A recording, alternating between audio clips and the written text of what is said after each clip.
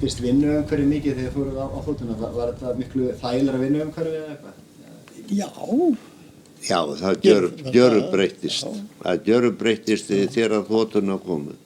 Já, þá var maður laus við að fljúga alltaf í skýjum. Það kom nú bara fyrir stundum þegar maður flög frá Íslandi til New York og maður sá ekki niður á jörðu eða neitt. Þegar maður bara sá brautarljósin í New York þegar maður kom inn að lenda. Og þá þurfti oft líka að lenda í Gandir á Nýfundnalandi og Goose Bay á Labrador.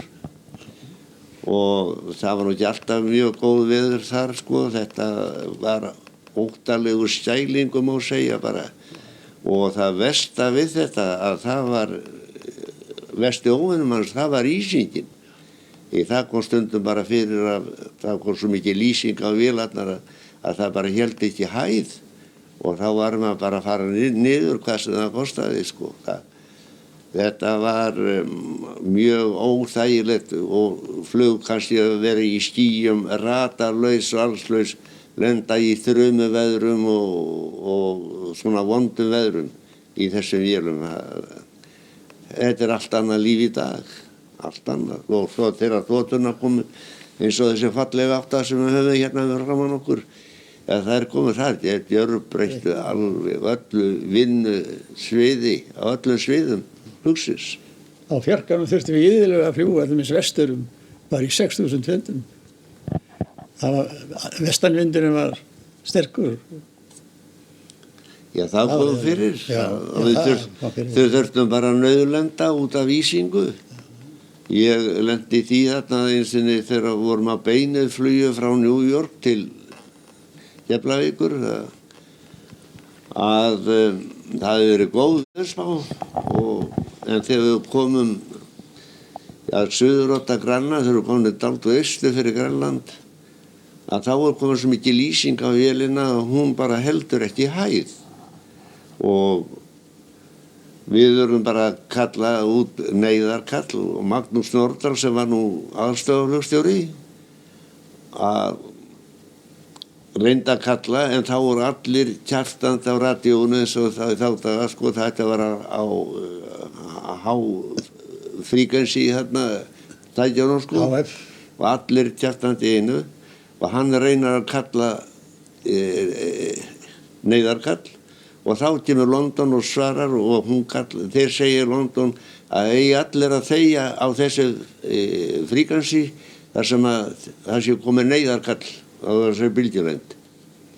Og það steinþögðu allir og það var bara eins og eftir það var eins og að tala við mannin í stofu, heyrðum svo vel í London og við sögðum frá því að við yrðum að lækka flugið og að reyna að bræða af henni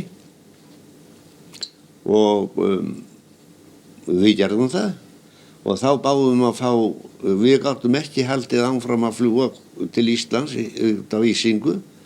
Ef við höfum þetta haldið áfram þá hefðum við ekki hægt það fara að ganga á elsnitið og við báðum að fá veður á Grænlandi í Narsarsuaq og þá fengum við veðri eins og skot, þetta gekk allt mjög vel fyrir sig og þá segja það séu austanátt í Narsarsuaq 86 núta vindur og ef við ætlum að lenda þar að þá séu þar vandræði vegna þess að það sé ekki brautarljós á brautinni og við fljúgum þarna yfir Grænland og förum yfir eyju sem heitir Simjútak og lækkum flugið þar alveg niður undir sjó og það var nú mest starfið af vélinni eisingu en ókyrrðin var svo gífurlega mikil að við vorum búin að vera þarna ætlum að bíða eftir að birti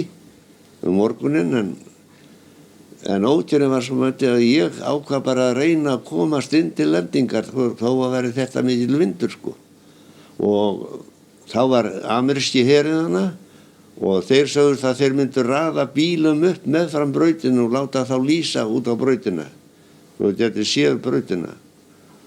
Nú þegar við komum þetta inn fjörðinn að það var náttúrulega rosalega mikill vindur, dálítil ókyrrð, en það versnaði ekki neitt þó við nálguðumst flugvöllinn.